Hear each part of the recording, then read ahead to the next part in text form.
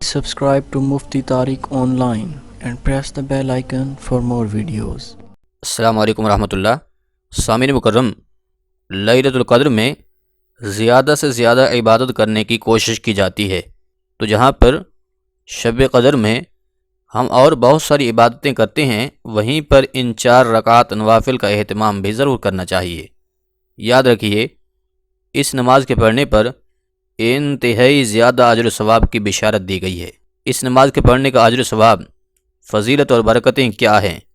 وہ یہ کہ اللہ کریم اس نماز کے پڑھنے پر بندے کے تمام صغیرہ گناہوں کو بخش دیتا ہے۔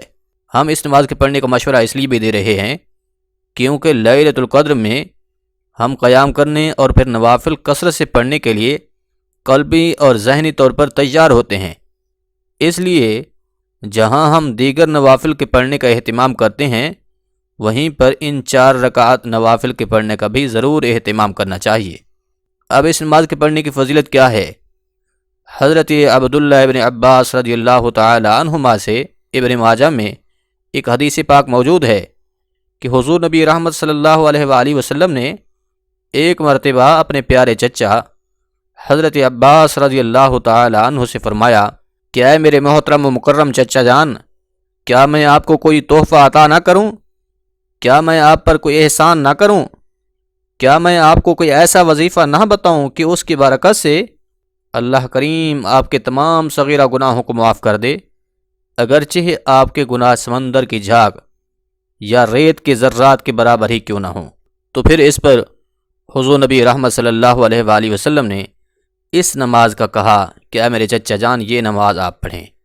سامعین مکرم، یہ نماز اتنی زیادہ پاورفل ہے کہ جس کے ادا کر لینے سے گزشتہ سارے صغیرہ گناہوں کے معاف ہونے کی خوشخبری سنائی گئی ہے۔ لہٰذا ہم جہاں دیگر نوافل کے پڑھنے کا اہتمام کرتے ہیں، وہیں پر ان 4 رکعات کو بھی ضرور ادا کرنا چاہیے۔ یہ انتہائی زیادہ نفع بخش سودا ہوگا۔ تو اب سنیے، وہ کون سے 4 رکعات نوافل ہیں؟ تو بھائیو، وہ نماز ہے صلاۃ التسبیح کی، یعنی کہ جسے تسبیح کی نماز بھی کہتے ہیں۔ اس صلاۃ التسبیح کی نماز کو اکثر لوگ پڑھتے بھی ہیں، لیکن اس کے باوجود کثیر تعداد میں لوگ ایسے بھی ہیں جو اس نماز کو اس لیے نہیں پڑھتے کہ جی ہمیں اس نماز کے پڑھنے کا طریقہ معلوم نہیں ہے۔ تو بھائیو، صلاۃ التسبیح کا مکمل طریقہ کیا ہے؟ اس ٹاپک پر ایک تفصیلی ویڈیو موجود ہے جس کا لنک ڈسکرپشن میں دیا ہوا ہے، آپ اسے ڈیٹیل سے سن اور سمجھ سکتے ہیں۔ ویسے مختصراً اس میں بھی سن لیجئے۔ اس نماز میں ایک تسبیح پڑھی جاتی ہے، اس تسبیح کو آپ قیام کی حالت میں 25 مرتبہ، اس کے علاوہ رکوع سے کھڑا ہونے کے بعد، پھر سجدہ میں، سجدہ سے اٹھنے کے بعد اور دوسرے سجدہ میں، ان تمام ارکان میں 10 مرتبہ اس تسبیح کو پڑھنا ہے۔ یعنی کہ صرف قیام کی حالت میں 25 مرتبہ پڑھنی ہے، وہ اس طرح کہ سورۃ فاتحہ کے شروع کرنے سے پہلے 15 مرتبہ، اور پھر سورۃ فاتحہ اور اس کے ساتھ دوسری سورت ملا لینے کے بعد 10 مرتبہ یہ تسبیح پڑھنی ہے۔ سبحان اللہ والحمد للہ ولا الہ الا اللہ واللہ اکبر۔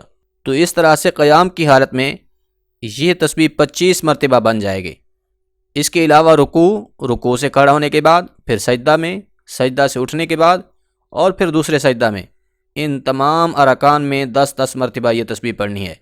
تو اس طریقہ سے آپ نے ایک رکعت میں 75 بار یہ تسبیح پڑھنی ہے، اور پھر جب آپ 4 رکعت مکمل پڑھ لیں گے تو یہ تسبیح آپ 300 مرتبہ پڑھ چکے ہوں گے۔ لہذا سامعین مکرم، اس نماز کا ہر صورت اہتمام کیجیے۔ اگر اس کی ڈیٹیل آپ جاننا چاہ رہے ہیں تو ویڈیو کا لنک ڈسکرپشن میں موجود ہے، اسے سن سکتے ہیں، جس سے آپ کو صلاۃ التسبیح کی نماز کے بارے میں پوری بات انشاءاللہ سمجھ آ جائے گی۔ تو یہ 4 رکعت نماز صلاۃ التسبیح کی نیت سے پڑھیں، اور پھر اس کے بعد اپنے لیے، والدین کے لیے، دوست احباب کے لیے، عزیز و اقارب اور ملک کی سلامتی و خوشحالی کے لیے اللہ سے ضرور دعا کیجیے۔ اللہ عمل کرنے کی توفیق بخشے، آمین۔